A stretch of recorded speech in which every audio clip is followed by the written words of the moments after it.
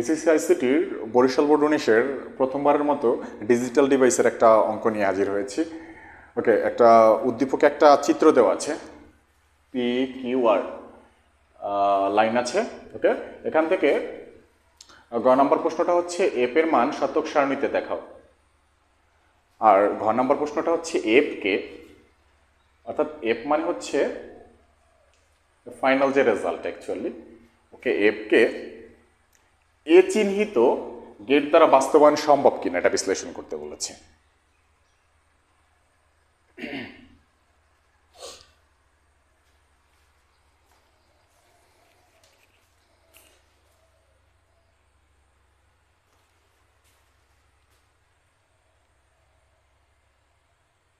এতক্ষণ নড়ে, এখনো নড়ে।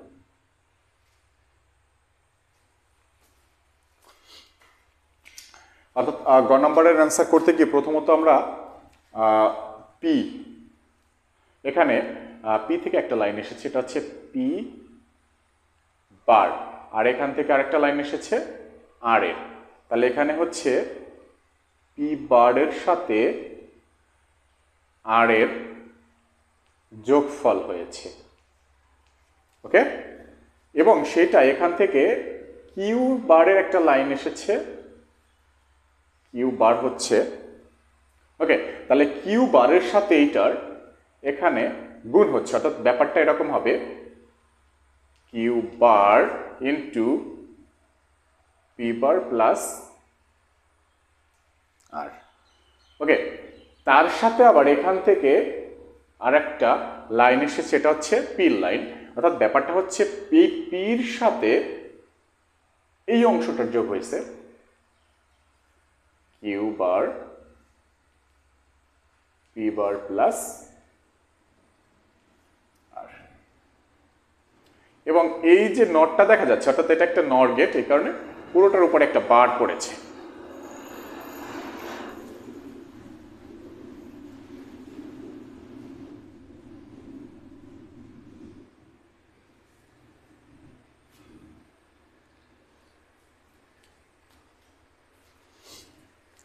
এখন আমরা এই রেজাল্টটাকে আমরা কি দেখাবো, কোথায় দেখাবো?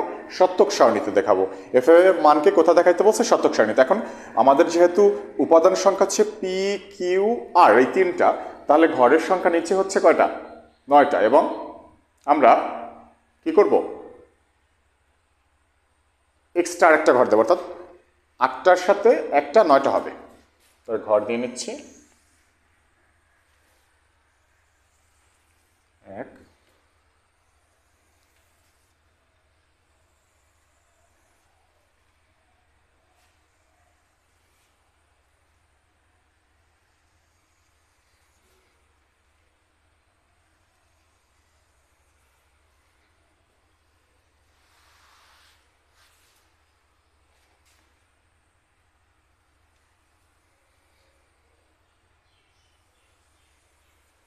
1 2 3 4 5 6 7 8 9। ওকে, চলবে।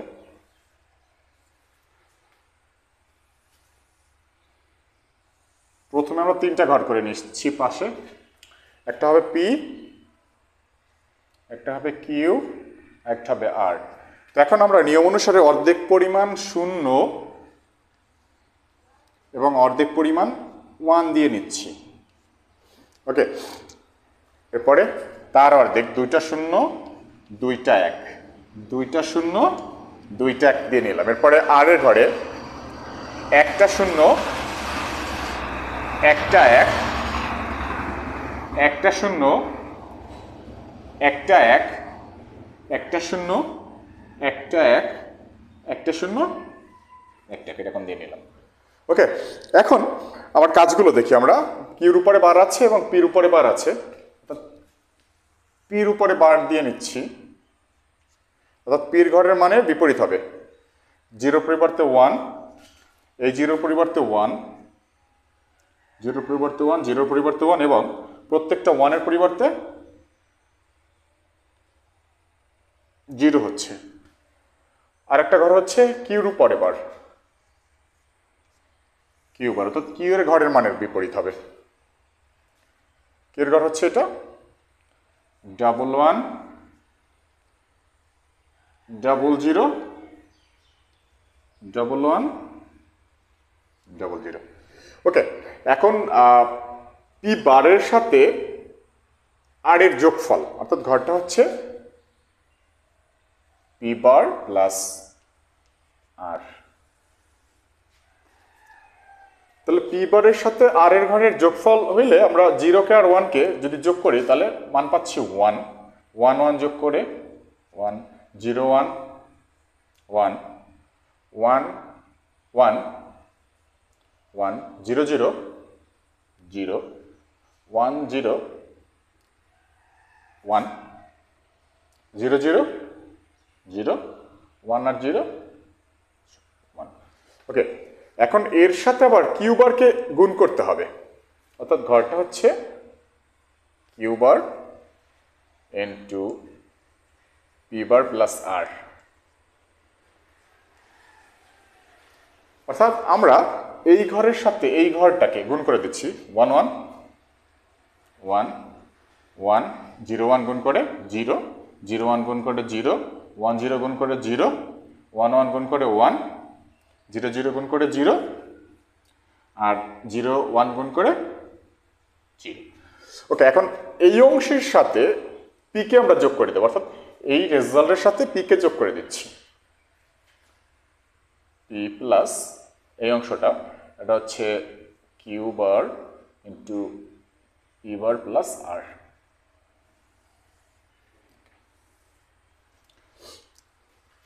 অর্থাৎ এই ঘরের সাথে আমরা পির মানকে যোগ করে দেব, জিরো আর one, one one zero zero.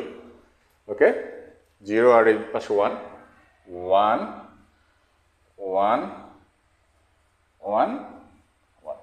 ওকে, ফাইনালি আমরা যেটা করবো, এই টোটাল মান এই জায়গায় এনেছি, জায়গা শর্ট হওয়ার কারণে লেখাটা একটু অস্পষ্ট হয়েছে, এবং এর উপরে কি আছে, বার আছে, বার মানে উল্টা।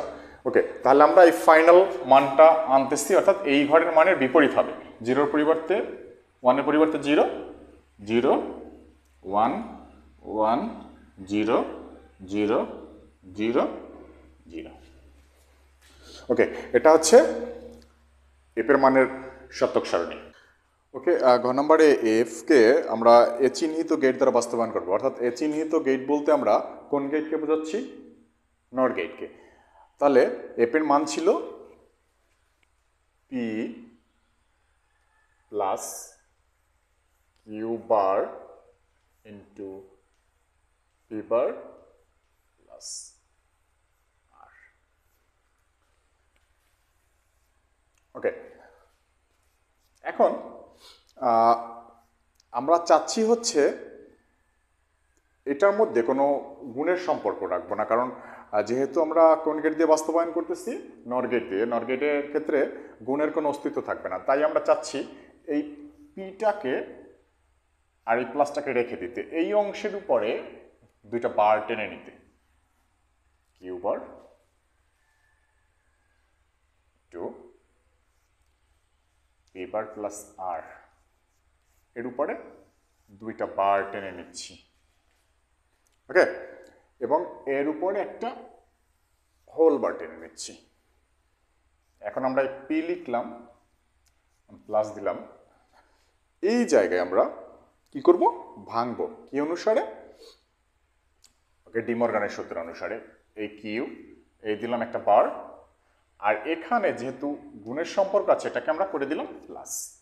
ওকে, এবং এই বারটা ভেঙে এই ভাঙা বারটা, এটা কিন্তু নিজস্ব বার, ভাঙা বারটা এর উপরে পড়বে, আর এখানে পি বার প্লাস আর আছে, এই বারটা ভেঙে এর উপরে একবার পড়বে, আর এখানে উপরে আরো একটা বার, যে দুইটা বার টেনেছিলাম তার একটা দিলাম, এবং সবচেয়ে বড় যে বারটা ছিল সেটা সবার উপরে দিয়ে নিলাম। ওকে, এখন ঘটনা কি করবে, পি প্লাস দুইটা বারে কিউটা ফ্রেশ হয়ে যাবে। ওকে, কিউ হইল প্লাস, এখানে থাকলো পি বার প্লাস আর, এর উপরে আছে একটা বার, তার উপরে আরো একটা বার, এবং সবার উপরে আরো একটা বার।